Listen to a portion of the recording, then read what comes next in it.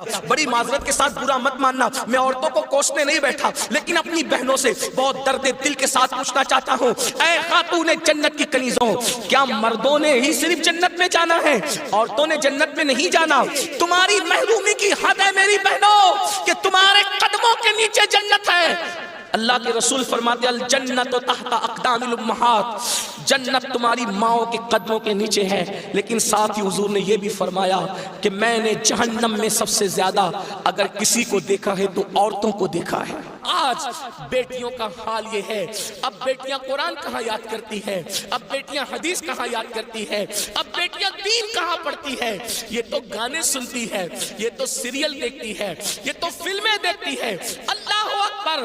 قوم کی جو بیٹی بالغ ہونے سے پہلے سیریلوں میں بھاگنے اور بھگانے کے مناظر دیکھے گی، قوم کی جو بیٹی جوانی کی دہلیز پر قدم رکھ کر فلموں میں زنا کے مناظر دیکھے گی، پھر وہ گندگی نہیں کرے گی تو کیا کرے گی؟ وہ جرائم نہیں کرے گی تو کیا کرے گی؟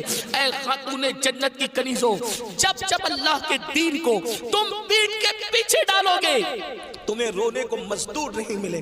اور آپ جانتی ہیں یہ سیریل اور گندی فلموں کا نتیجہ ہے کہ بچیاں کسی اور کا ہاتھ پکڑ کر چلی جاتی ہیں، معاشرہ اس کو دھتکار دیتا ہے، پھر وہ ایک دو بچوں کا باپ بن کر کے اس لڑکی کو دھوکہ دے دیتا ہے، پھر جب وہ لوٹ کر آتی ہے تو نہ ماں باپ قبول کرتے، نہ بھائی قبول کرتے، نہ خاندان قبول کرتا ہے، اور وہ ظالم تو دھوکہ دے ہی چکا ہے۔ علم کی بات چل رہی ہے، رسول اللہ کی نواسی، جس طرح سے امام حسن کے کان میں، امام حسین کے کان قرآن اگر کسی نے کیا ہے تو وہ سیدہ زینب پاک کی ذات ہے۔ صرف 7 سال کی عمر میں سیدہ زینب نے حافظ قرآن کیا تھا، آپ قرآن کی حافظہ تھی۔ اللہ اکبر!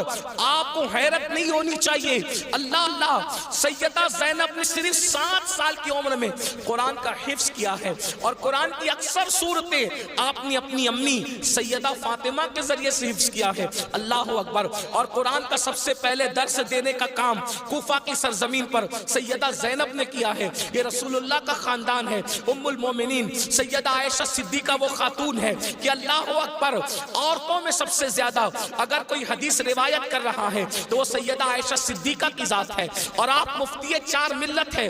اصحاب میں جب کسی مسئلے پر اختلاف ہو جاتا تو لوگ کہتے چلو ام المومنین کی بارگاہ میں ان سے پوچھیں گے۔ حیرت کی بات ہے، مردوں کا علم اختلاف اگر کسی کا قول فیصل کی حیثیت سے ختم کرتا ہے تو اسے ام المومنین سیدہ عائشہ صدیقہ کے نام سے جانا جاتا ہے۔ یہ علم ہے، یہ عورتوں کے پاس علم ہے۔ اسی طریقے سے اللہ اکبر، امام جعفر صادق کی بہو ہے، امام جعفر صادق کی بہو ہے، یعنی امام حسین کے خاندان کی بہو اور امام حسن کے خاندان کی بیٹی، ان کو دنیا نفیسۃ العلم کہتی ہے، اور ان کو نفیسہ مصری بھی کہا گیا ہے۔ یہ اپنے شوہر کے ساتھ مدینہ منورہ سے ہجرت کر کے مصر آ گئی تھی، اور جب مصر آئی ہے اور امام جعفر صادق کے علم کی خیرات جب بانٹنے کے لیے بیٹھی ہیں تو میری بہنوں آپ کو حیرت ہوگی، حضرت نفیسۃ العلم جسے نفیسہ مصری کہتے ہیں، جب پردے میں بیٹھ کر لوگوں کو قرآن و حدیث کا علم دیتی تو پردے کے پیچھے بیٹھ کر علم حاصل کرنے کے لیے مجتہد مطلق حضرت سیدنا امام شافعی جیسے لوگ آیا کرتے تھے اور ان سے علم حاصل کیا کرتے تھے۔ یعنی ہمارے یہاں اسلام میں عورتیں ایسی تھی کہ اتنے بڑے بڑے مرد جو ہے عورتوں کے پاس آ کر کے اسلام حاصل کرتے تھے، علم دین حاصل کرتے تھے، اسلام کا علم حاصل کرتے تھے۔ پردے کے پیچھے سے گویا کہ نفیسۃ العلم نے، نفیسہ مصری نے ام المومنین سیدہ عائشہ صدیقہ کی یاد کو تازہ کر دیا تھا۔ میری بہنوں آج وہ کہاں گیا معاملہ؟ آج تو عورتوں کا مطلب زیورات سے محبت، عورتوں کا مطلب نئے کپڑوں سے محبت، عورتوں کا مطلب شادیوں میں شرکت سے محبت، عورتوں کا مطلب بازار میں گھومنے سے محبت، عورتوں کا مطلب جو وہ فلموں سے محبت۔ عورتوں کو دین سے تعلق کیا رہ گیا؟ بڑی معذرت کے ساتھ برا مت ماننا، میں عورتوں کو کوسنے نہیں بیٹھا، لیکن اپنی بہنوں سے بہت درد دل کے ساتھ پوچھنا چاہتا ہوں، اے خاتون جنت کی کنیزوں، کیا مردوں نے ہی صرف جنت میں جانا ہے؟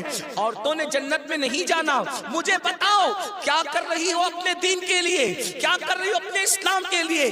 تمہاری محرومی کی حد ہے میری بہنوں کہ تمہارے قدموں کے نیچے جنت ہے۔ اللہ کے رسول فرماتے